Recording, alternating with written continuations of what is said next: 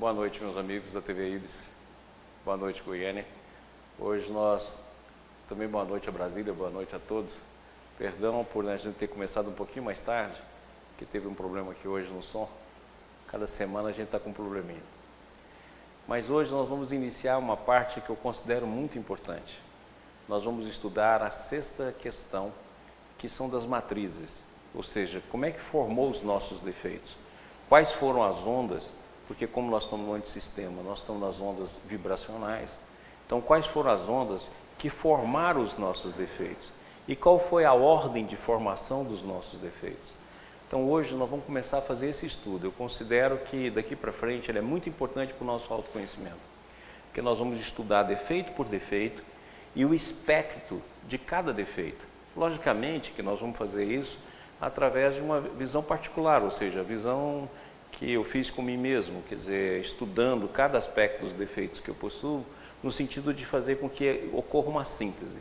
Então, o espectro que nós vamos apresentar de cada defeito e a correlação de cada defeito vai ser mais ou menos baseado na obra de Ubaldi, de André Luiz e principalmente na de Emmanuel, do qual a gente foi tirando alguns conceitos e aproveitando também os dados que tem no Velho Testamento e no Novo Testamento, para que a gente oriente de uma forma mais clara, mais precisa, o espectro de cada defeito. Então nós vamos começar a estudar isso hoje e espero que a gente consiga, nessas 3 próximas aulas, ter uma visão clara de todos os nossos defeitos e a forma pela qual nós devemos estudar. Para iniciar, o IBS, todo mundo sempre manda e-mail pedindo informações sobre o IBS. O que é o IBS? Como é que o IBS é? A gente pode ajudar o IBS? De que forma a gente pode auxiliar o IBS? De que forma a gente pode contribuir? Então, nós há muito tempo queríamos fazer um folder e agora esse folder está pronto. Lança o folder aqui para nós. Nós fizemos um folder que está aqui representado, que está aqui na minha mão. Então, nós vamos mandar para todos os e-mails de todos aqueles que já entraram em contato conosco. Se você quiser receber e você ainda não entrou em contato conosco, nós vamos mandar. Então, aqui está o folder, né, no papel, e nós vamos mandar o folder para todos aqueles que todo mundo sempre me pediu isso. Nós demoramos um pouquinho para fazer, até ficar legal, da forma que a gente queria, e nós estamos mandando então para todo mundo. A Lili vai mandar para todos o folder com todas as informações atuais do IBS, tudo que nós fazemos em termos gerais, e ao mesmo tempo aqueles que querem contribuir, participar conosco das nossas promoções, dos nossos trabalhos, vão poder fazê-lo, seja direta ou indiretamente, quer dizer, aqueles que estão em outro estado, em outro local. Mas para isso aqui então, o pedido que sempre foi feito agora está pronto, e espero que vocês recebam. Se quiser receber até no papel, é só mandar para a gente, que a gente manda também o papel. Tá ok? E nós sempre fazemos aqui algumas campanhas, né, para poder fazer a nossa manutenção. Então, na próxima primeira semana de novembro, nós vamos estar fazendo um festival de massas lá para a colônia de Brasília. E no dia 22 de novembro, nós vamos estar fazendo um festival de pizza aqui para o IBS Goiânia. A nossa colônia é uma colônia terapêutica. Uma colônia terapêutica que une a parte profissional, médica, com toda a parte de clínica, de homeopatia, de fitoterapia, com a parte também espiritual, magnetismo, cromo, etc. E nessa colônia terapêutica, que a gente tem a direção do nosso amigo Adalto e do Zé Carlos, nós vamos fazer um festival de massa. Então o pessoal fez um filminho que eu quero que vocês vejam, não só o pessoal daqui de Goiânia, Brasília, mas também todos aqueles que participam conosco. Foi um filme feito pelo nosso companheiro Yuri sobre o festival de massas. Então vamos dar uma olhadinha.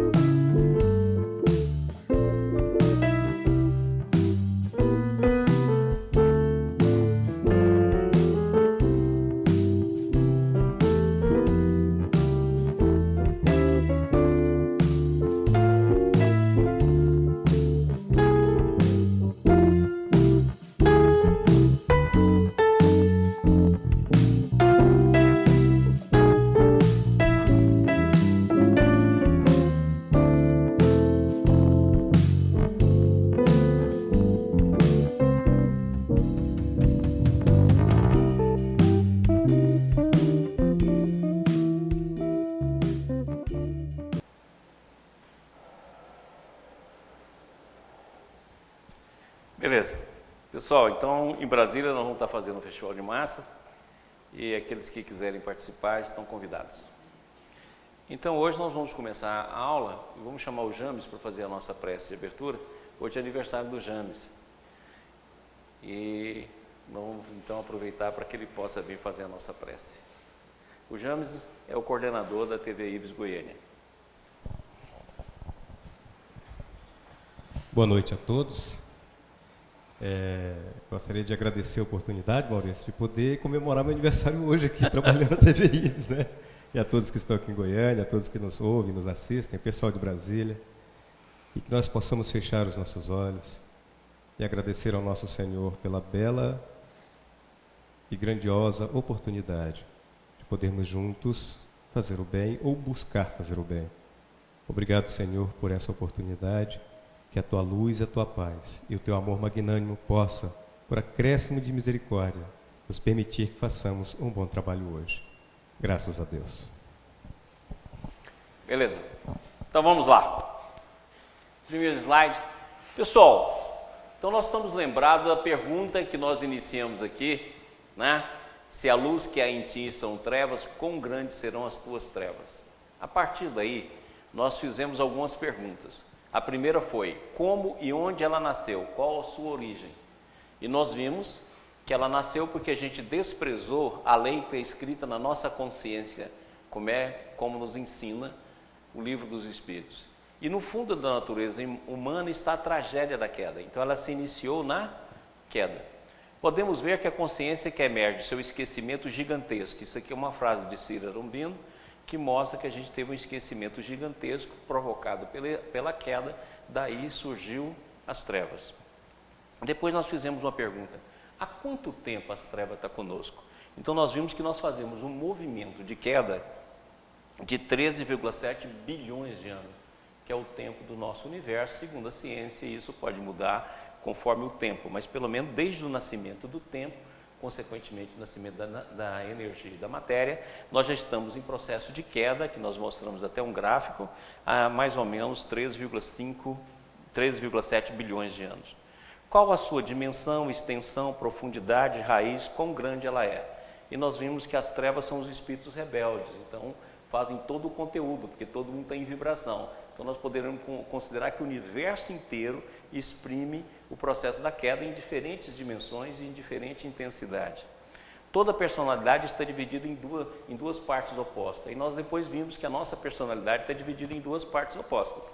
Quer dizer, uma parte que nós conservamos e está latente em alguma coisa já desenvolvida, e uma parte do mal, e isso em qualquer fenômeno. Nós não temos como anular esse fenômeno. Em qualquer fenômeno da vida sempre vai ter duas forças. E não tem como. Você fala, eu quero viver uma fraternidade legítima, um amor legítimo. Não tem jeito.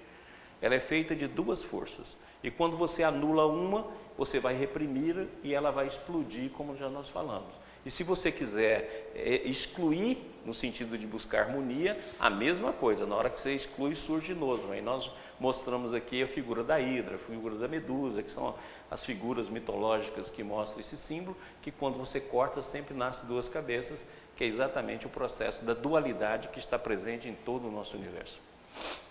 Pensamentos evoluídos e evoluídos. Então nós vimos, inclusive numa aula que nós representamos aqui, que os pensamentos é uma representação.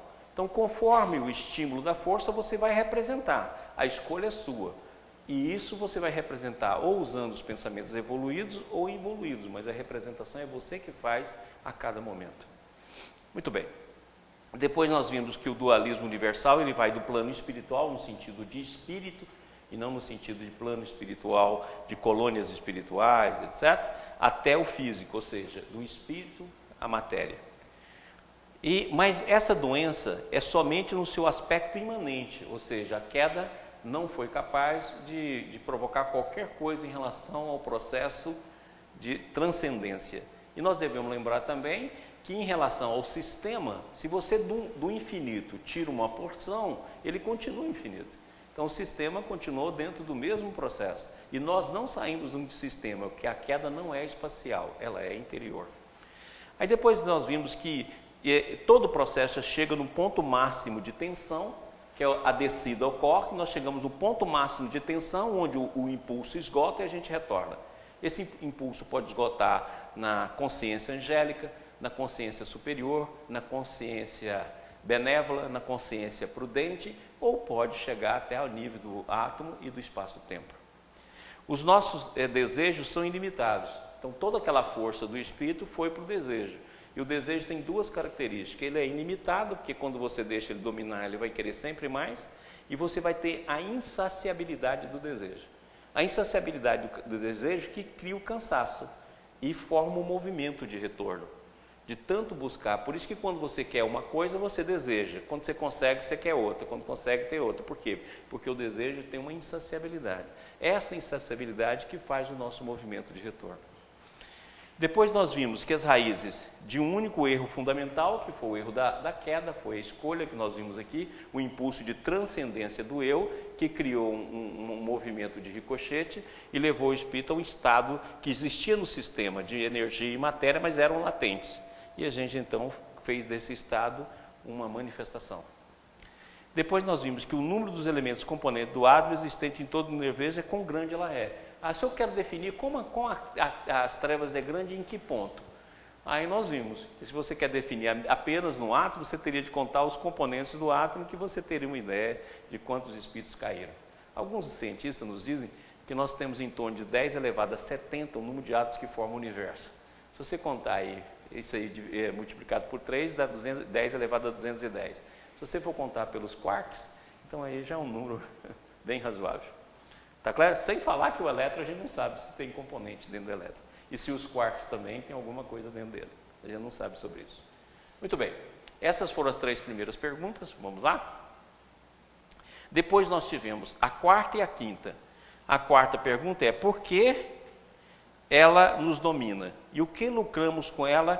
Que ganho temos? Nós acabamos de discutir esse tema na aula passada. Então nós vimos que, na verdade,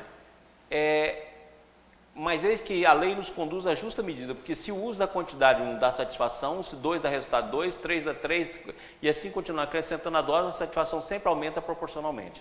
Então, nós vimos, por exemplo, que o grande problema que a gente deixa nos dominar, porque na Terra predomina o mal. O Baldi até falou, nas praças gritam o mal. Como o mal sempre dá resultado na Terra no primeiro momento, ele é um resultado imediato. Então, por isso que a gente busca, porque o bem demora mais, porque como ele não domina o planeta, ele vai demorar mais a se expressar, vai demorar mais a vir. Agora, o mal não, o mal é rápido e dá satisfação rápida. Como a gente vive no imediatismo, a gente procura os comportamentos do mal dentro do mundo, não só por defesa, mas também para conquista. É por isso que a gente tem. Mas o Baldi mostra o quê? Se você se vicia, por exemplo, seja em álcool, seja em sexo, seja em droga, ele mostra que se você tem uma dose 1, dá uma satisfação 1, uma dose 2 dá satisfação 2, uma dose 3 dá satisfação 3, e daí em diante, meu filho, a dose 4 não dá 4, uma dose 5 não dá 5. Por quê? Porque vai aumentando a dose, vai diminuindo a satisfação, vai aumentando a dependência e vai criando o campo de dor. É assim que ocorre, né? Porque cada movimento ele tem um movimento compensatório. E é por isso que ele fala aqui, ó, querendo aumentar a legítima alegria que vem da satisfação da fome, nasceu no homem a gludice, que por ser gozo ilegítimo provoca distúrbio e doença. E aqui está as doses que você vai aumentando. Em relação porque ela nos domina, o mal clama estertorante nas praças, faz-se ouvir bem materialmente e por isso parece prevalecer. Porque o método do mal é oferecer primeiro a alegria e depois afogá-la na traição da dor. E quando está na dor a gente não vê mais. Você pode fazer um trabalho, que uma vez eu fiz isso, peguei a capa da Veja, olhei todo mundo que saiu na capa da Veja por fama, por alguma questão financeira, por dinheiro, e depois você pega a história deles. Quando desaparece e o personagem está na dor, você não sabe mais o que aconteceu com ele. Né? Se você olhar, se você tiver essa curiosidade de pegar as capas e estudar, você vai ver. Quando eles estão no auge, seja do dinheiro, seja da beleza, seja do que for, aparece ali no problema da fama, etc. E depois some. E você não sabe, a história final é justamente quando está no processo da dor e está no processo do silêncio e ninguém vê. Ok? Então a gente só vê a figuração, que cria um novo, aí um novo rico, uma nova beleza, uma nova fama, um novo isso. A gente passa de um para outro e não sabe o que aconteceu com aquele, mas se você for estudar a trajetória, ela está lá, né? Muito bem. Próximo. Bom, então nós fizemos a pergunta 1, fizemos a pergunta 2, fizemos a 3, a 4, a 5, agora é a 6, ó. Nós estamos aqui, faltando só a 6 e a 7. A sexta é, quais são as suas características e matrizes? Então é exatamente isso que nós vamos estudar. Matriz aqui quer dizer o seu campo de informação, está entendido? Ou seja, como é que ela se desloca, como é que ela forma. Então vamos lá. Até coloquei aqui, né, aquele slidezinho da Matrix, mostrando como é que se dá a queda e como é que se dá o processo de formação dos nossos defeitos e todo o processo que vai constituir a nossa deficiência. Vamos lá. No nosso mundo, percebe somente as causas próximas, mas as crises e os reveses nascem de causa remotíssima, que corresponde a um maravilhoso mecanismo de leis, ainda ignorada e não levadas em conta pelo homem. Então, muitas vezes, você quando está sofrendo uma crise, você só pensa aqui, ó, no momento local, mas muitas vezes o processo vem de muito longe. Quer dizer, desde o processo da queda, muitas vezes você vê o problema aqui, ó, se manifestando agora, no seu defeito, no seu problema, manifestando nesse momento. Mas ele tem uma história longa, uma história, como nós já vimos aqui, de 13,7 bilhões de anos. Então não é um sentimento que está aqui agora, no hoje, não é um sentimento que está nesse momento, não é um sentimento que nasceu nesse instante, não é um sentimento que veio da educação, não é um sentimento que veio do berço. Não, ele é longínquo, ele é muito longo, muito longe. E a gente tem de entender isso para a gente poder entender as nossas reações, ou seja, o nosso condicionamento, ele é muito antigo. Próximo. Agora, eu queria muito que eu prestasse atenção nisso aqui. Olha aqui que o Baldi fala em Princípios de uma Nova Ética. Não há fenômeno que assim não seja vinculado a infinitos outros. O que acontece a cada um de nós nesse momento é o resultado último de impulsos que se movimentaram há milhões de séculos e agora chegam daquele passado longínquo até nós. Quando a gente fala da queda, as pessoas fazem um raciocínio tão simplista. Ah, foi a revolta em relação a Deus. E essa revolta que causou isso aqui. Gente, pelo amor de Deus. Foi um impulso que gerou outro impulso, que gerou outro impulso, que gerou outro impulso, que gerou outro impulso, que gerou outro impulso, até chegar aqui. Não é uma revolta simples que aconteceu e essa revolta foi um castigo extremo. Certo? Igual a um e-mail que eu recebi essa semana. Ah, então Deus nos castigou por uma coisinha só? Como se fosse uma coisinha só. Não, é um impulso reforçado com outro impulso, com outro impulso, com outro impulso, com outro impulso. E isso, como já nós falamos, ó, impulsos que se movimentaram há milhões de séculos e agora chegam daquele passado longínquo até nós. Ou seja, milhões de séculos, 13,7 bilhões de anos só quando nasceu o tempo. Não estou falando quando nasceu a consciência, quando o afastamento ainda estava no campo do espírito.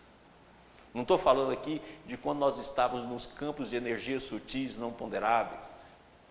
Não, estou falando desse universão aqui, cascudo. Então você imagina, há milhões de séculos, chegam daquele passado longínquo até nós, trazido na onda do tempo. É assim que não é possível entender e resolver qualquer caso particular se não soubermos orientar no plano universal. Então, quando o Baldi estuda, por exemplo, a obra de Jung, estuda a obra de Freud, que ele comenta e fala muito também de Jung, e comenta a beleza que é a obra, fala sobre ela, ele fala, o que faltou para eles é um plano universal, onde essa teoria seja encaixada. É isso que a teoria da queda oferece. Ou seja, ela oferece uma visão ampla que você pode colocar dentro dele a ética, a educação, a psicologia, a pedagogia, o espírito, tudo. Você pode colocar tudo dentro dela. E começar o raciocínio por lá, como nós estamos fazendo. Nós vamos estudar os defeitos não por aqui, não pela personalidade, nós estamos estudando os defeitos a partir da queda, porque dá uma visão ampla, universal do processo. Para saber que o impulso que está aqui hoje, ele é longínquo. E ele é repetição de um impulso dado na primeira queda. Ok? Por isso que nós falamos um monte infinito, né? Um monte de movimento. Vamos lá? Aqui nós tentamos mostrar essa visão. Quer dizer, a visão de um movimento que faz outro movimento, que faz outro movimento, que faz outro movimento, que faz outro movimento, infinito por século. Por isso que nós colocamos aqui, impulso que se movimentaram há milhões de séculos e agora chegam daquele passado longínquo até nós. Ou seja, um impulso que levou outro impulso, que levou outro impulso, que levou outro impulso, que levou outro impulso, que levou outro, e assim durante séculos. Então, o nosso estado atual, por isso que é tão difícil a gente compreender a queda, porque a mente que nós estamos hoje, ela é muito longínqua do fenômeno inicial. O fenômeno inicial, ele está além da nossa consciência. A gente só vai conseguir explicá-lo melhor na supraconsciência. Então, nós estamos muito além. O fenômeno está aqui embaixo. Olha, só para a gente poder entender. Se nós formos pegar a nossa evolução, agora com o genoma, na hora que o homem definiu os nossos genes, chegou-se à conclusão que o rato tem em torno de 98% dos nossos genes. É ruim, hein? Por isso que falou, o homem é um rato. É muito próximo. O rato tem 98% dos nossos genes. E sabe qual a distância entre o rato e o homem? 500 milhões de anos. A distância evolutiva é mais ou menos de 500 milhões de anos, conforme alguns biólogos. Olha, 98% dos genes, para chegar nesses 2%, 500 milhões de anos. Deu para entender agora quando eu estou falando de impulso? Você teve um determinado impulso, que foi o primeiro impulso da queda. E esse impulso, até chegar no que nós somos hoje, é camadas e camadas e camadas e camadas e camadas de impulso. Sempre assim, como está tentando mostrar o nosso GIF aqui. Sempre esse movimento de um que forma o outro, que forma o outro, que forma o outro. Então, na verdade, nós temos uma camada imensa, como se fosse uma camada geológica. Por isso que quando eu mostrei o slide aqui dos defeitos, eu mostrei a camada geológica. Tudo bem? Ok? Deu para entender, gente? Se não deu, manda pergunta. Se quer fazer um comentário, manda. Rodrigo, tem alguma coisa aí? Temos sim, Maurício. Então vamos lá. Para que a gente vá devagar, mas pela gente entenda. São várias perguntas de dois companheiros nossos, da Eliane Nagano e do Márcio Rios. Eu vou começar pelas do Márcio Rios. Boa noite, Maurício e amigos do IBS. Gostaria, se possível, de mais informações de como se manifesta a individualidade do ser no reino mineral e vegetal. Presumo que não poderia dizer ter sido essa ou aquela pedra, nem determinada planta. E no reino animal, a individualidade manifesta-se semelhante ao hominal? Vamos lá. Lembra que individualidade é uma conquista. Nós sempre somos formados de unidades coletivas. Você vai definir que hoje nós temos uma individualidade. Na verdade, não é individualidade, é um individualismo, que é a individualidade doente, ou seja, a individualidade com egoísmo. Mas nós estamos formados de trilhões de células, sejam elas perispirituais, sejam elas físicas. E nós estamos num campo imenso de simbiose. Quantos parasitas vivem dentro de nós que, se não vivesse, a gente não tinha os trabalhos que a gente tem de digestão, etc, etc, etc. São inúmeros, milhões. Então, consequentemente, nós somos uma unidade maior composta de unidades menores, com a individualidade, ou seja, com a percepção do eu. Ora, logicamente que quando você está nos reinos inferiores, não existe essa individualidade, esse ego individual, ou esse ego que a gente percebe a nós mesmos. Então, logicamente que nesses estágios menores de consciência, nós estamos no estágio de consciências coletivas. Então, você não pode falar que você foi uma pedra, você não pode falar que foi um réptil, você pode falar que você esteve dentro da consciência mineral, dentro da consciência vegetal, dentro da consciência, e não que você foi determinado ser ou determinados aspectos daquela consciência. A manifestação da forma é coletiva. Então, se você pegar bem, por exemplo, quando eu estou na fase mineral, eu já falei aqui, o que expressa a minha consciência? Movimento e afinidade. Se eu vou para a fase vegetal, o que expressa a minha consciência? Movimento, afinidade e sensibilidade. Se eu vou para a fase animal, o que expressa a minha consciência? Movimento, afinidade, sensibilidade e instinto. Se eu vou para a fase hominal, que expressa a minha consciência? Movimento, afinidade, sensibilidade, instinto, razão. Se eu vou um pouquinho mais além, vamos dizer, um homem benévolo, um homem prudente, um homem sábio, o que ele vai ser? Ele vai ter movimento, vai ter afinidade, vai ter sensibilidade, vai ter instinto, vai ter razão e vai ter intuição. E a partir dos animais superiores, principalmente a partir do golfinho, a partir do elefante, a partir do macaco, a partir do cachorro, começa a nascer o pensamento não contínuo, dando esse aspecto do eu individuado, como tem dentro de nós. São esses animais superiores que vai apresentar essa forma. Então você pode dizer que eu não fui determinada pedra, eu posso dizer que eu participei da consciência mineral, em diferentes formas durante o processo evolutivo, e não que eu fui individualmente, essa ou aquela pedra, essa ou aquela planta, esse é aquele processo. Tudo bem? A Eliane Nagano questiona as seguintes perguntas. Como aparecemos e desaparecemos na respiração sistêmica? Como somos criados a cada momento? Como Deus Pai criou e continua a criar? Gente, eu gostaria tanto que a gente acabasse com esse negócio de criação. Essa é uma ideia tão errônea, tão antropomórfica. Que Deus nos criou, que nós fomos criados, isso é tão sem sentido. Desde Santo Agostinho, que há muito se discute isso, não existe criação. Criação é porque a gente caiu no tempo. Então a gente olha para trás e acha que tudo tem um começo e tem um fim. Se você olhar no próprio tempo, nada tem começo e nada tem fim. Se você olhar, não, eu nasci, meu pai me criou, não criou. Seu pai te deu a estrutura do corpo, e assim mesmo foram as reações químicas, a parte imunológica, a parte genética que te deu a constituição. Você não nasceu no útero, você não vai acabar no túmulo. Então cadê? Onde que teve o nascimento? Onde que teve a morte? Você pode dividir em estágios. Então gostaria que todo mundo entendesse que a verdade é que o que existe é a eternidade, a perfeição, o absoluto e a eternidade como sinônimo de não tempo.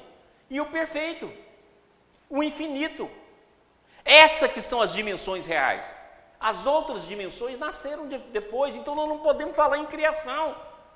Fala, então quer dizer que Deus nos criou? Não, Deus nos criou no sentido de substância do amor, porque a verdadeira substância, o fluido do cosmos universal é o amor. O amor que tudo cria, o amor que tudo define. Então em Deus está o amor, no Filho está a ação, por isso que fala que é o verbo. E Deus e Filho são complementares. Então não existe um momento, Deus não está fazendo fornada de espírito. Ora, se Deus estivesse fazendo fornada de espírito, Ele estava criando no tempo. Ele não estava criando espírito, Ele estava criando energia e matéria. E energia e matéria seriam eternos. Porque tempo é energia. E espaço e matéria é o espaço. Ora, Deus só pode criar fora do tempo e do espaço. Então, fora, eterno, no agora. Então, não tem antes, nem depois, nem agora. Não, é o eterno presente. Aliás, nem presente, eterno agora. Então, nós somos complementares. Em outras palavras, já nascidos.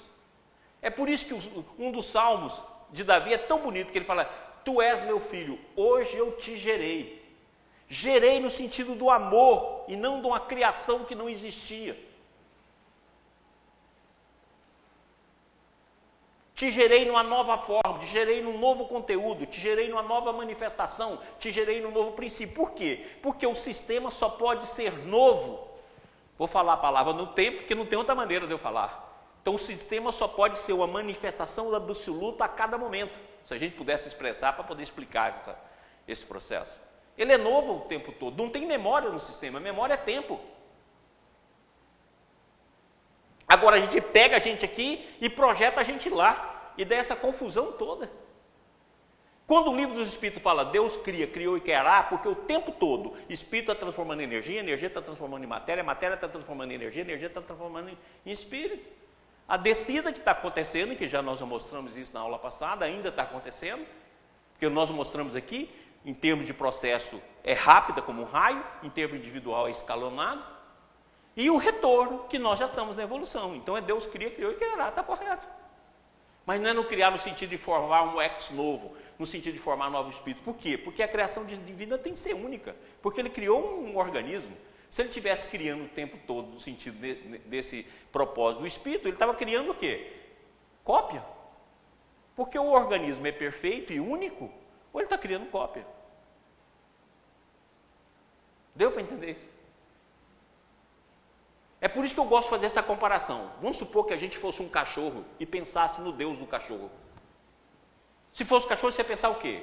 Qual é o dono de Deus? Que osso que Deus rói? Como é que é a casinha de Deus? Não ia ser assim? Nós fazemos a mesma coisa. Se fosse pensar com a cabeça de cachorro, a gente ia ficar assim, gente, como é que é o dono? O dono de Deus, como é que ele é? Como é que é a casinha de Deus? Como é que é o osso que ele rói? Ele late igual eu lato? É assim que a gente raciocina. E essa visão antropomórfica é tão forte. Por que ela é tão forte? Porque a gente é narcisista.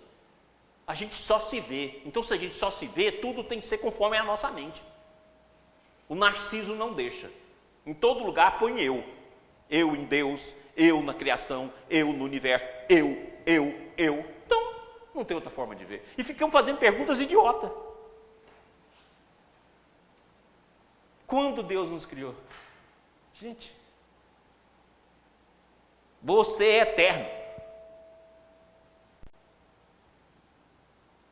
E você é complementar ao divino e complementar um ao outro.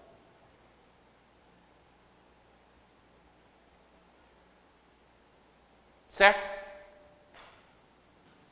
A última pergunta. Como podemos interpenetrar outros universos e não registrar na mente mecânica o que aconteceu? Por quê? Porque na queda formou inconsciência. A inconsciência nasceu da queda. Olha, se você foi fechando tudo no orgulho, você foi fechando todos os canais. Então você tinha tudo aberto. E você foi fechando até ficar só no eu.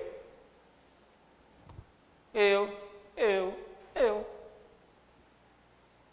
Agora, quando você volta, esse eu vai abrindo. Por isso que você vai ver na natureza, fala assim, a natureza é criação divina. Não, a natureza é a manifestação de Deus para a nossa evolução. Você vai ver na natureza o orgulho tremendo, você vai ver a raiva, você vai ver a destruição, você vai ver a competição, você vai ver o poder. O animal, na hora que chega, tem um macho alfa, a fêmea alfa. Ué, o que é isso? Porque na hora que eu estou voltando, as camadas egóicas vão se manifestar. É por isso que a natureza é formada dessa forma. Você pode olhar que a natureza, a forma dela é de luta. Um comendo o outro. Poucas vezes nós vamos ver na natureza a cooperação. Por quê? Porque nós também temos isso na alma. Então os processos de cooperação que existem na natureza é a outro lado, são duas forças. As duas forças vão se expressar. Uma como cooperação e outra como orgulho. Entendido? E nós vamos manifestar isso. Por isso que você vai encontrar isso desde o parasita de uma planta parasitando outra, de um verme parasitando outro, até o nosso mundo. Ok? Mais alguma coisa aí, Rodrigão? Sem mais perguntas, Maurício. Beleza, continuemos. Então lembra desse slide aqui, que nós mostramos em aula passada? Os erros humanos e as dores que naturalmente se seguem dependem, em toda a sua multiplicidade, de um único erro fundamental. A que eles se podem reportar, erro dado por uma atitude psicológica de revolta às leis divinas que regem o mundo, a ponto mesmo de negar-lhe a existência. Instaura-se assim na Terra, em qualquer campo de atividade, um regime de desordem e, consequentemente, de sofrimento, enquanto que a lei divina é feita somente de ordem, e a ela, que é a base da felicidade, propende permanentemente. Então, o erro, de um erro fundamental. Tal. Tudo surgiu daí. E é a partir daí que nós vamos estudar. Vamos lá. A gente sempre coloca a culpa em Deus, não é? Ou seja, Deus, a gente sempre está consertando Deus. Você pode olhar que você fala, não, eu faria melhor. Né? Sempre colocando a culpa em Deus. Agora, na pergunta 1009 do Livro dos Espíritos, tem uma passagem comentada por Paulo, que é muito bacana. Olha o que ele fala. Que é com efeito o culpado? É aquele por um desvio, por um falso movimento da alma, se afasta do objetivo da criação. Exatamente o que o Baldi fala. A culpa é do ser. O mal foi criado pela criatura e não pelo Criador. O Criador assimila o mal e o transforma. Ou, em outras palavras, o mal é a ausência do bem. Não tem vida própria. E, por um desvio, por um falso movimento que nós mostramos aqui até com um teatrinho. Um falso movimento. Lembra que nós falamos que unir, se a gente tem uma coisa que une desde o ser que está no espaço-tempo, passando pelo átomo até a consciência arcangélica, é o movimento. Tanto é verdade que nós demos esse nome de movimento de transformação. Nosso curso tem esse nome por causa da transformação. Ora, então foi um falso movimento que afastou do objetivo da criação, que é a ordem e a harmonia. E aquilo que Paulo fala, ó, que consiste no culto harmonioso, no belo e no bem, idealizado pelo arquétipo humano, pelo homem Deus Jesus Cristo. Que Jesus veio, por isso que fala que Jesus é o Salvador. Porque ele veio mostrar exatamente o que é a verdadeira vida. Por isso que está no Evangelho de João, ele veio nos dar a vida em abundância. É por isso que ainda fala no Evangelho de João, ele veio para nos tornar filhos de Deus. Ué, nós somos filhos de Deus, mas nós esquecemos, nós negligenciamos. E ele veio mostrar de novo o culto harmonioso ao belo e do bem, que é o objetivo da criação, do movimento, o falso movimento que nós fizemos. Exatamente a raiz que o Baldi fala no slide passado. Próximo. Olha aqui, Paulo continuando. Que é o castigo? A consequência natural derivada desse falso movimento. Então não é um castigo colocado por Deus. E a gente até hoje fala, Deus nos expulsou do paraíso. Não. Isso é uma metáfora. Foi uma autoexpulsão. Teve nada a ver com Deus. É por isso que Jesus faz questão de mostrar isso na parábola do filho pródigo. O filho pródigo pede a herança para o pai. Consciente, pai, me dá a minha herança, me dá o que eu tenho direito, que eu vou me embora. E como a liberdade é absoluta, Deus permite, ele vai vivenciar isso. Tanto é verdade que ele chega ao nível dos porcos.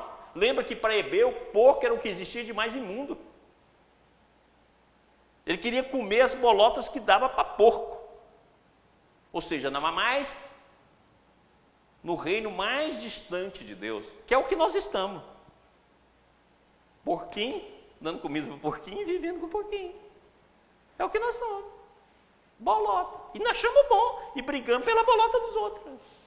E chamamos isso de felicidade.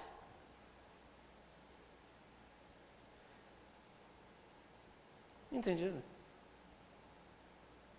Agora, quando ele toma consciência, eu vou voltar para a casa do meu pai. Ele corrige o movimento.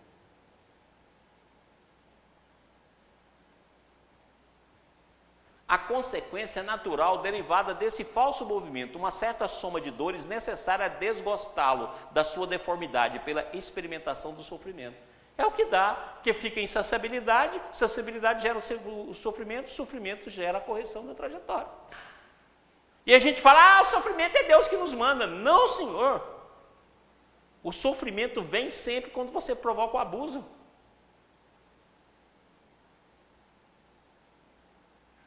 É mecanismo da ordem. O castigo arguilhão que estimula a alma pela amargura a se dobrar sobre si mesma e a buscar o porto de salvação. O castigo só tem por fim a reabilitação, a redenção. Por isso que fala a nossa redenção. Querer eterno por uma falta não eterna é negar-lhe toda a razão de ser. Ou seja, então o processo não é eterno. Nós não vamos ficar sempre no processo de queda. Não é um castigo eterno. É temporal. E como temporal, ele é curto. É bem curto. Está bem claro isso? Próximo. Paulo apóstolo. Em verdade vos digo, cessai de pôr em paralelo na sua eternidade o bem, essência do Criador, com o mal, essência da criatura. Tem coisa mais clara do que isso? É exatamente isso que o balde explica. E está lá na pergunta 1009 do Livro dos Espíritos. Se todo mundo estudasse, era tão bom. Mas a gente não estuda e quer entender coisas complexas com a mente tamanho de um pires. Ou a gente faz a mente crescer para a gente poder entender melhor, ou a gente não vai entender nunca. Só vamos fazer confusão. No máximo que a gente vai fazer é jogar um pires um no outro, que são as nossas apologias e as nossas disputas. Ou falar que o pires não tem nada a ver um com o outro. O que não tem a ver é você, criatura, sua mente.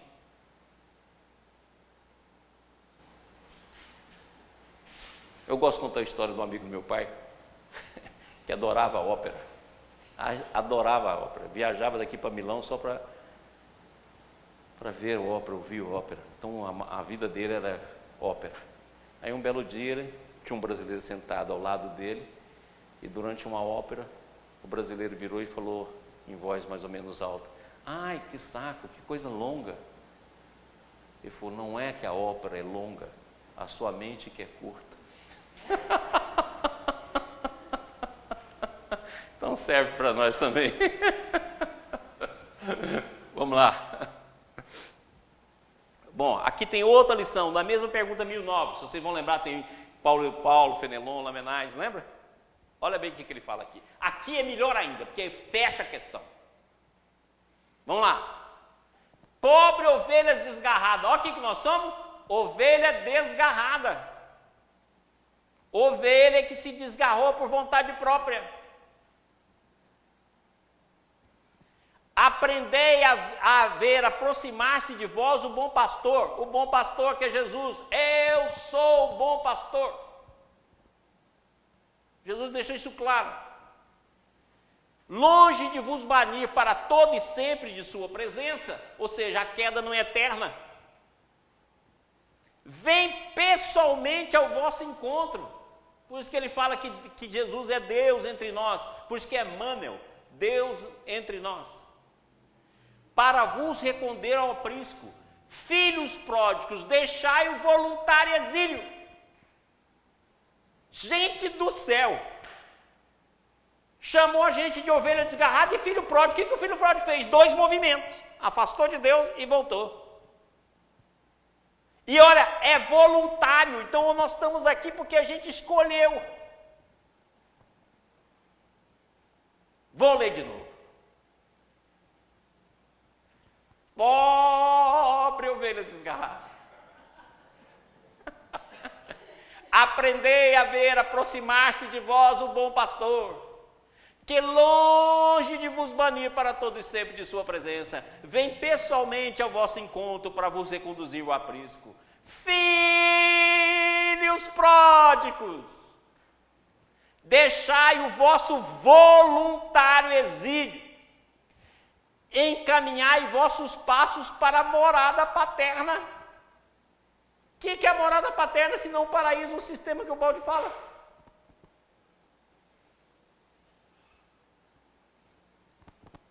O Pai vos estende os braços e está sempre pronto a festejar o vosso regresso ao seio da família. O vosso regresso, a evolução aqui.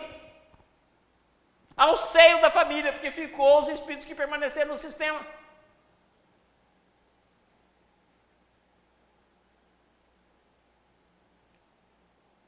Essa que foi a raiz de tudo.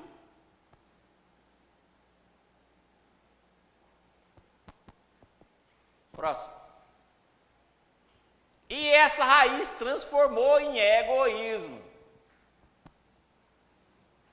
Por isso que está no Livro dos Espíritos, pergunta 487. Dentre os nossos males, de que natureza são os que demais se aflige o espírito por nossa causa? Serão os males físicos ou os morais? Olha aqui que os espíritos falam. O vosso egoísmo e a dureza do vosso coração, daí decorre tudo mais. Então pronto, a matriz, a primeira onda da matriz dos nossos defeitos é egoísmo e dureza dos nossos corações. Daí decorre tudo o mais. Então vamos supor que eu vou jogar uma pedra dentro d'água. Na hora que a água bateu na água e formou a primeira onda, ela se chamou egoísmo. Bem claro. Na evolução, o egoísmo vem do instinto de conservação. E na descida evolutiva, ele vem do egocentrismo, pela expansão do amor a nós mesmos. É o pai de todos os vícios. É o ponto inicial de tudo. É o que está no fundo. Claro. Próximo. Aí, lembra dessa imagem que nós colocamos para representar a queda? Que a gente está dentro de uma bolha? Permanecemos no sistema, mas dentro de uma bolha? Lembra que nós já usamos isso nos cursos passados? Aí eu trouxe isso aqui para mostrar, porque é assim que a gente vive, ó gente. E só que aqui na bola sempre está nós, o nosso rosto, que é o narcisismo. Então aqui está a gente, nós, e a gente quando vê fora, a gente projeta. Só quer saber o que é orgulho? É isso aqui, ó. Você vive dentro de uma bolha. É um louco dentro de uma bolha, vendo a própria imagem e projetando a própria imagem. Por isso que a gente só vê nos outros o que a gente tem. Como a gente não tem bondade, a gente não vê nunca. O egoísmo é a fonte de todos os vícios. Livro dos Espíritos, comentário à pergunta 917. O egoísmo é a fonte de todos os vícios, como a caridade de todas as virtudes. Destruir um e desenvolver a outra, tal deve ser o alvo de todos os esforços do homem, se quiser assegurar a sua felicidade neste mundo, tanto quanto no futuro. Então fica claro, o egoísmo é a fonte de todos os vícios. Então a primeira matriz nossa é o egoísmo. E já tem uma resposta lá, o que fazer, né? Que está aí a caridade, mas lembra que caridade não é benevolência, nem generosidade. Caridade você só faz quando você dá da sua necessidade, ninguém faz caridade. Nós fazemos generosidade, benemerência, ajudinha. Caridade, meu filho. Estamos longe. Próximo. Porque em a natureza tudo é amor. O egoísmo é o que o mata. Por que o amor ficou latente? Porque o egoísmo matou.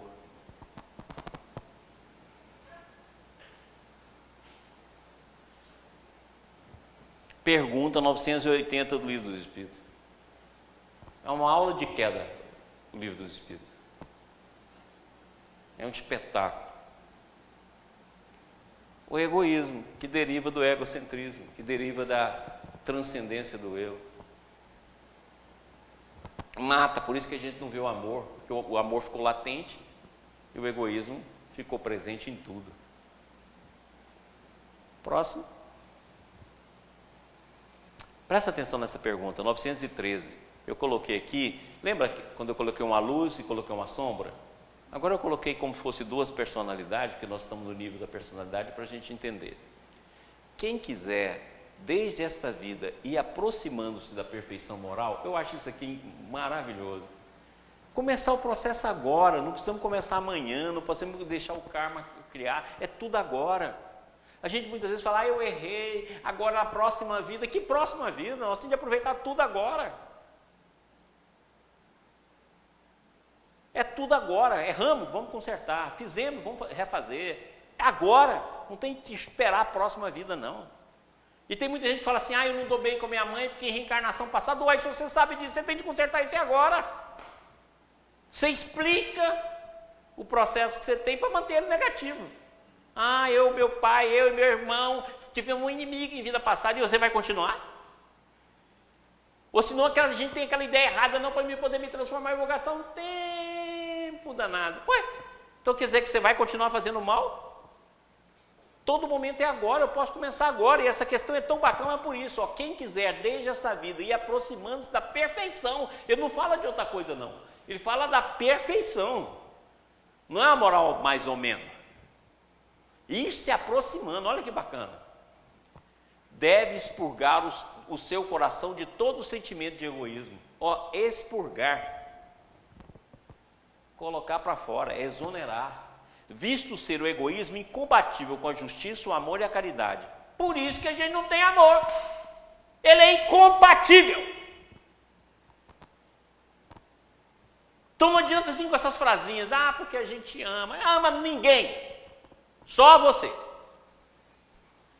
Então se o egoísmo é incompatível, a única coisa que você tem é o egoísmo, mais ou menos forte ou fraco, conforme o seu fingimento. Porque se você for olhar dentro de você, ele é imenso. Agora você pode fingir. Sou uma pessoa caridosa, sou uma pessoa boa, sou um orador, um espírita. Sou isso, você não é nada, você é um guai-guai. E a única coisa que você pode falar que você tem, egoísmo a mancheios. E a única coisa que você usa sempre. Mas quando eu amo a minha esposa tão querida, você projeta. Você ama a projeção que você faz de si mesmo nela. E não adianta reclamar, é assim.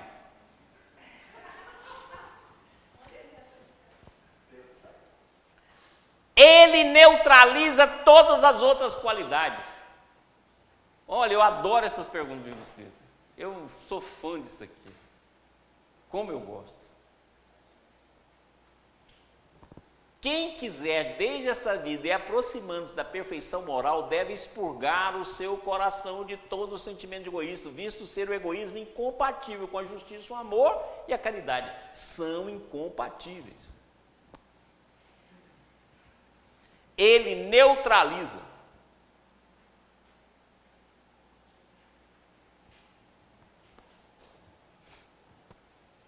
Está claro? Por isso que o Balde fala, a maneira de fazer a gente sair do egoísmo é expandi-lo. Eu acho isso sensacional, porque a gente só tem egoísmo. Então como é que eu vou fazer? Aí eu expando. Vou ter o egoísmo meu e o egoísmo de família. Então minha família é a melhor de todas. Para os outros, para dentro de casa eu brigo. Aí eu expando. Meu grupo da minha igreja, o grupo do meu centro, é ótimo, é o melhor grupo. Estendo o meu orgulho. O meu time é o melhor. Meu time, por exemplo, ainda está em queda, que é o Vascão. Está caindo. Não para de cair. A trajetória de queda do Vascão está desde que eu me entendo por gente. Mas paciência. Então, você vai ter o quê? O egoísmo do time, o egoísmo do grupo social, o egoísmo, você vai expandindo. Nessa expansão, a gente começa, pouco a pouco, a manifestar o altruísmo. Bacana, né? Então, o próprio mal é corrigido com o mal, expandindo. Beleza?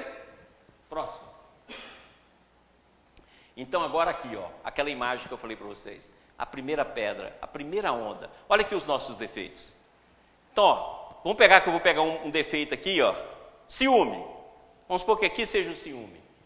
Quantas ondas tem antes dele, E a primeira onda foi o egoísmo. Ele é a matriz. Por isso, na pergunta 913, nos comentários, olha lá, dentre os vícios, qual que se pode considerar radical? Você vê que o Kardecão já pensava nisso, né? Isso que eu acho incrível. Temos-lo dito muitas vezes, o egoísmo, daí deriva todo o mal. Vamos repetir? O egoísmo, daí deriva todo o mal. Então a matriz de tudo é egoísmo. Então nós vamos ver, o egoísmo forma o orgulho forma o poder. São essas primeiras três, a tríade. Por isso que eu falo aqui, onde tiver dois ou mais reunidos, aí eu mandarei. Por quê? Primeiro o egoísmo, segundo o orgulho, depois o poder. Sempre o poder.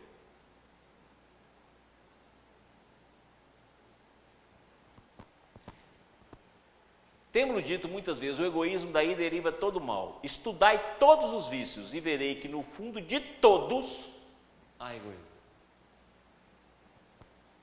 Lembra daquela frase lá de Ubaldi? No fundo do ser existe a tragédia da queda.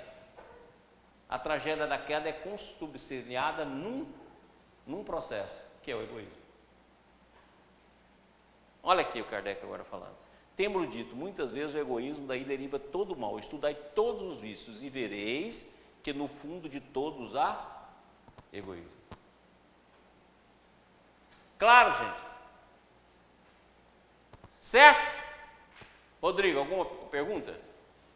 Várias. Várias? Isso. Então vamos ver. Clayton Starling. Podemos dizer... De onde que é o Cleiton? Hã? Cleiton? Clayton Starling. Fala. Podemos dizer que existem homens encarnados no planeta Terra, uns ainda em processo de queda e que encarnaram, e outros já em retorno pelo processo evolutivo? Quando encarna, meu amigo, está de volta. Porque perdeu todo o poder. Quando encarna, está de volta. Aqueles espíritos que eu mostrei lá, que estão lá no Libertação, que mostramos aqui 10 mil anos, que mostramos aqui aqueles que estão lá desde os primórdios do planeta.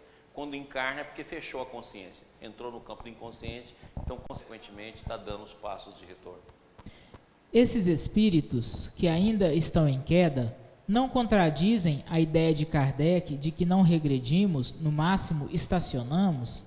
Ai, gente, pelo amor de Deus, essa pergunta é primária, nós já explicamos ela aqui 200 mil vezes, mas vou explicar mais uma vez. Vamos lá.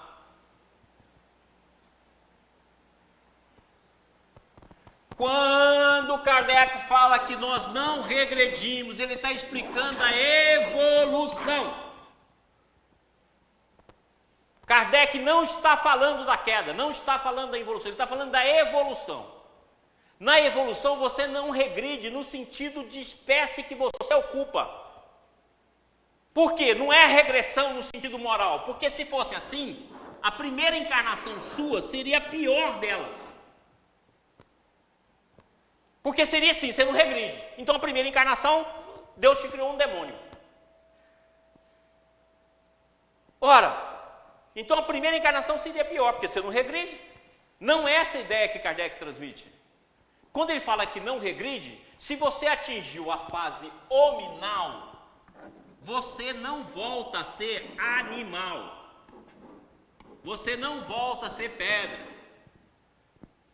Não tem como regredir. E se você for estudar os ovoides, que André Luiz fala lá, você vai ver que o ovoide é a tentativa de repetir a primeira queda.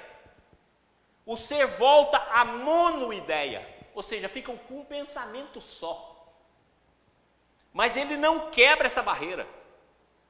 Ele não volta a ser mineral, ele não volta a ser animal. Tem algumas concepções religiosas, mesmo dentro do budismo, que prega isso. Então o que os espíritos nos falam? No processo evolutivo você não regride.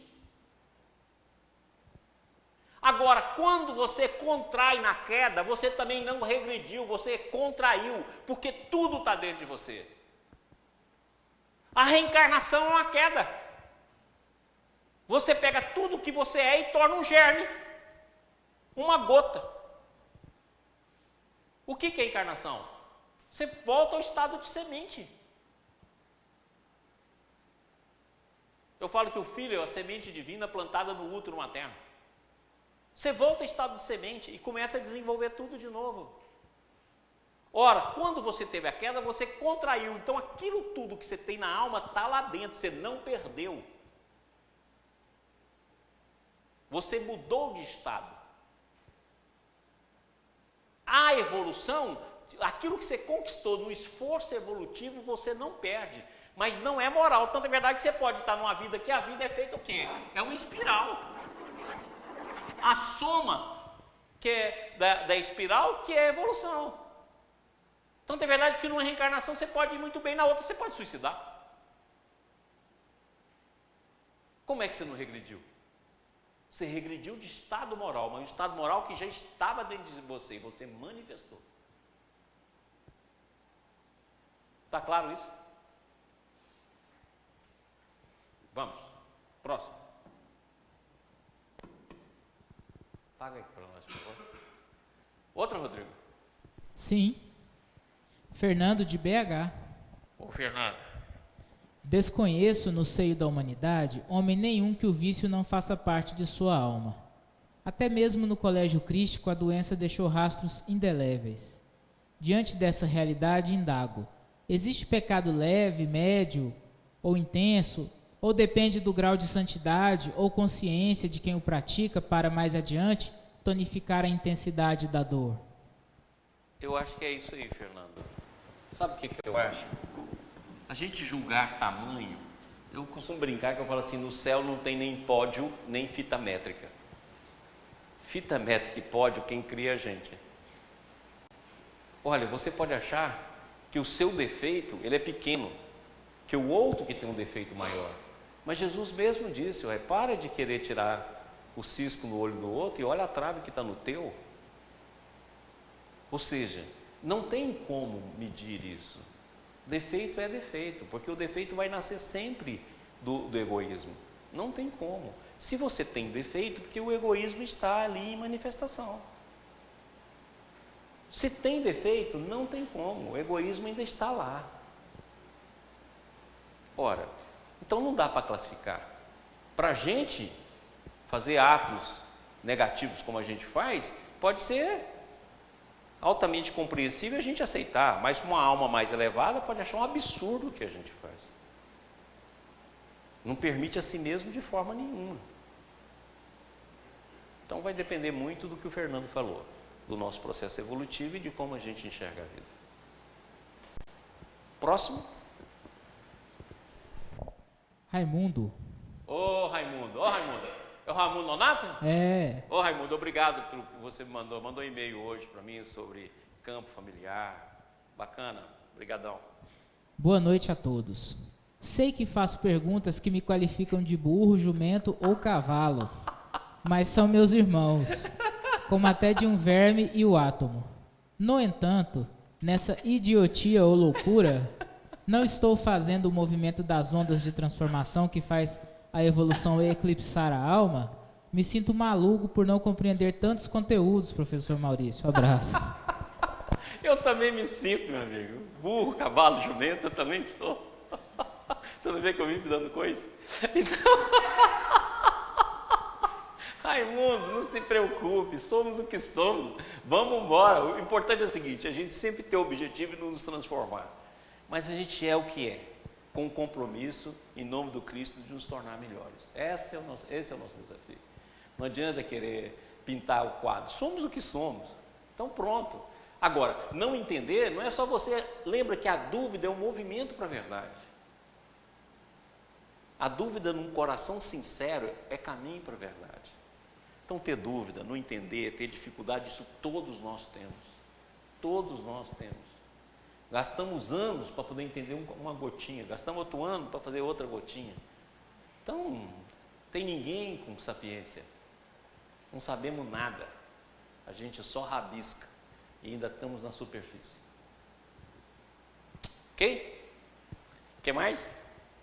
Sem mais perguntas, Maurício.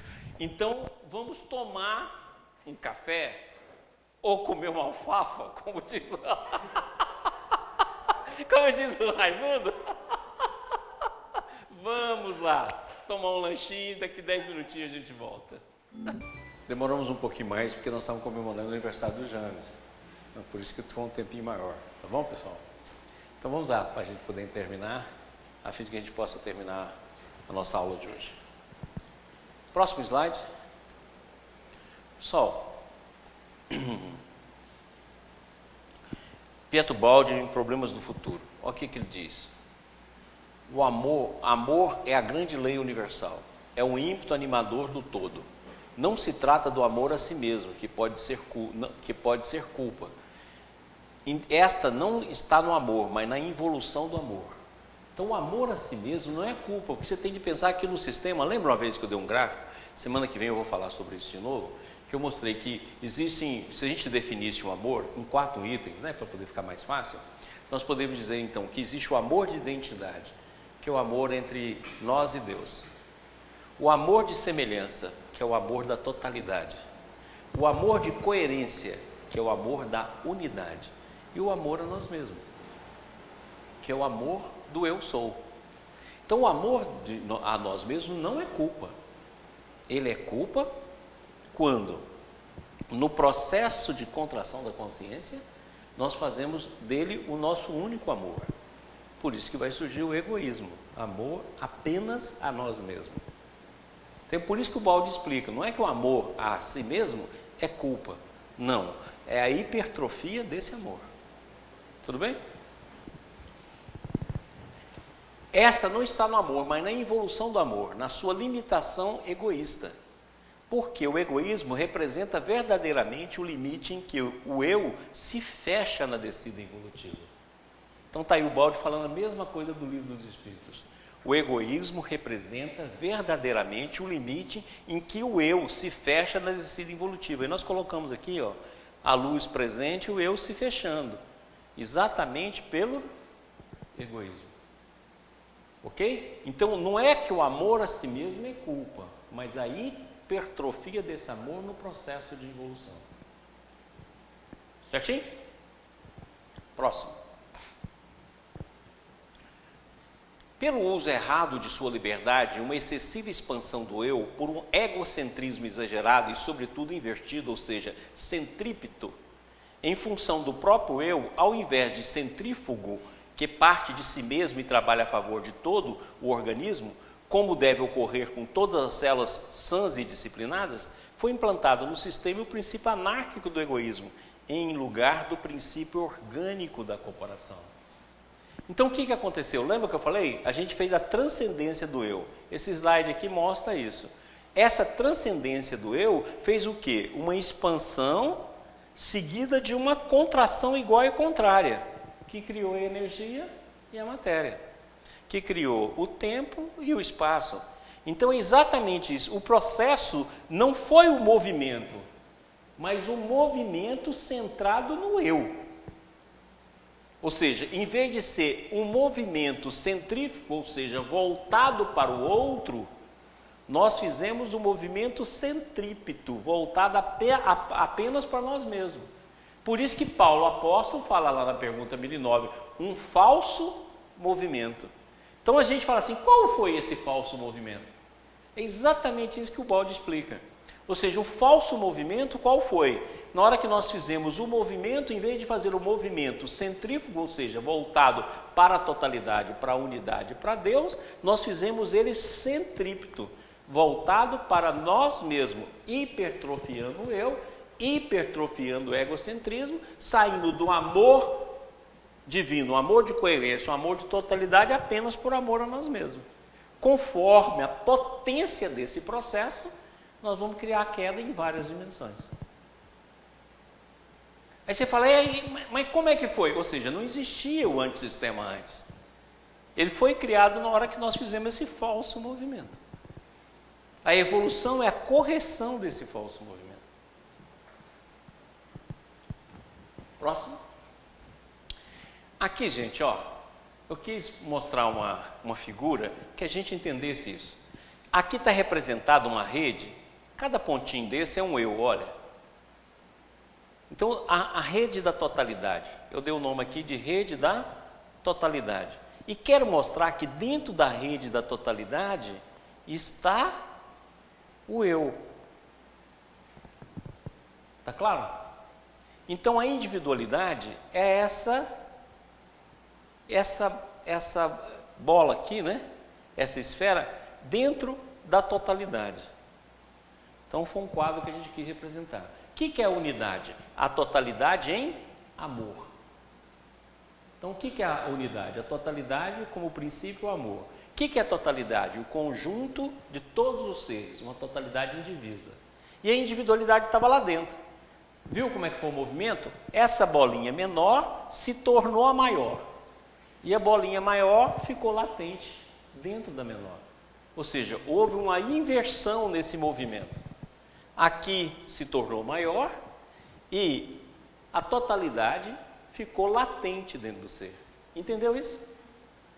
Lembra daquele teatrinho que a gente fez?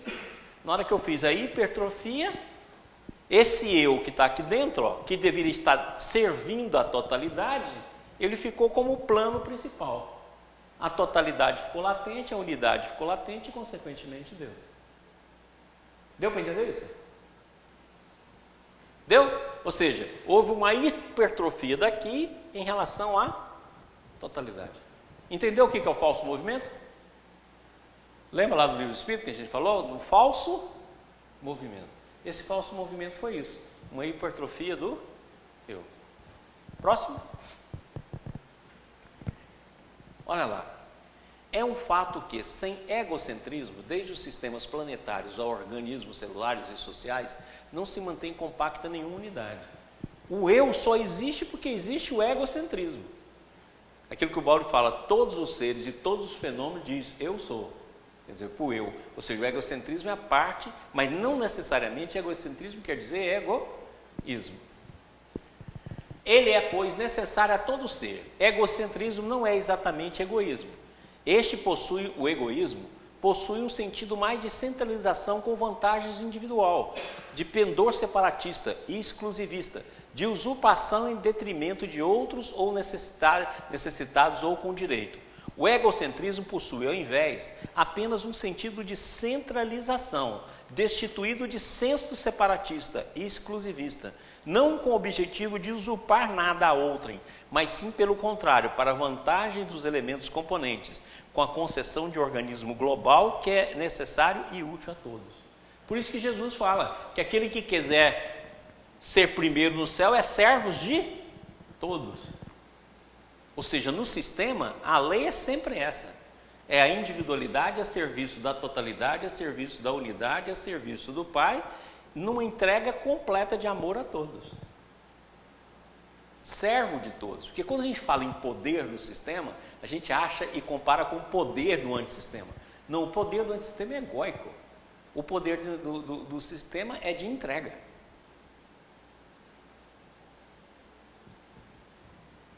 Por isso que nós colocamos, o egocentrismo existe em tudo, porque tudo tem um eu, tudo tem um centro. Eu acho gozado, né, que até nós, por exemplo, dentro do movimento espírita, colocamos centro espírita. É um centro. Né? Próximo. Se todo ser, para existir, deve dizer eu, o egocentrismo é uma necessidade de existência e por isso não pode haver culpa em se repetir os princípios do ser expressos no sistema do universo. É segundo a lei também que cada fragmento conserva interiormente a natureza do esquema consoante, o qual o todo uno é constituído. Ou seja, todos os seres é constituído do eu sou, da individualidade. Ok? Próximo. Essa é a imagem que nós vamos terminar o nosso estudo. Quando o Baldi fala que Deus criou um organismo, aqui está um exemplo. Só que esse organismo aqui é finito. Deus criou um organismo infinito. E quando eu falo aqui criou, quer dizer, dentro da visão nossa, antropomórfica. Certo? Porque o organismo existe de toda a eternidade. Mas está aqui, para a gente poder estudar didaticamente. Dentro desse organismo, cada ser faz um movimento. E cada ser faz uma função. Todos em ordem, constituído numa ordem. Essa função é única para cada ser. Aqui está se repetindo, porque a gente não tinha um exemplo melhor. Mas cada ser desse aqui é único e realiza uma função única. E cada ser é infinito em si mesmo, assim como Deus. E do diálogo desse ser com o Pai que nasce a função que cada um realiza. Olha, para quem realiza essa função, o egocentrismo como um sentido de centro do eu, certo? É fundamental. O que aconteceu no falso movimento? Nós fizemos crescer o egocentrismo em detrimento da totalidade e da unidade. Consequentemente, da mesma coisa que o organismo quando cria uma célula cancerosa. O que é a célula cancerosa? Uma célula que começa a ter um comportamento distonante do agrupamento celular do qual ela faz parte. E quando ela dá metástase, ela vai para outra região e continua sendo a mesma célula. Daí a razão porque acaba dando causas sérias ao organismo. A mesma coisa, nós fizemos uma hipertrofia do eu em detrimento da ordem do sistema. Certinho? Rodrigo, alguma coisa? Sem perguntas, Maurício. Sem pergunta? Pessoal, então hoje deu para a gente ver de uma maneira mais clara de onde nasceu a primeira matriz, o primeiro movimento dos nossos defeitos. Ou seja, o primeiro movimento, a primeira matriz é o egoísmo. E dele nasceu tudo. E de onde veio o egoísmo? O egoísmo, no sentido de contração da consciência, ele veio do egocentrismo. No sentido da evolução, ele aparece no instinto de conservação e vem com a matéria. E pouco a pouco nós vamos extirpando esse egoísmo. O egoísmo de um lado, a caridade do outro. O egoísmo do lado, o altruísmo do outro. E essas duas forças que fazem o movimento dentro da nossa alma. Certinho? Então, começamos a estudar a primeira matriz. Semana que vem nós vamos ver o orgulho, o poder e, se der tempo, mais alguma. Porque agora nós vamos ver a matriz, as principais matrizes e seu espectro. Certinho? Então, até a semana que vem. Beijo a todos.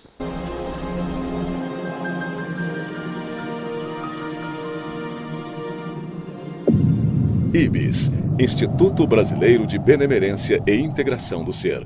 www.ibis.org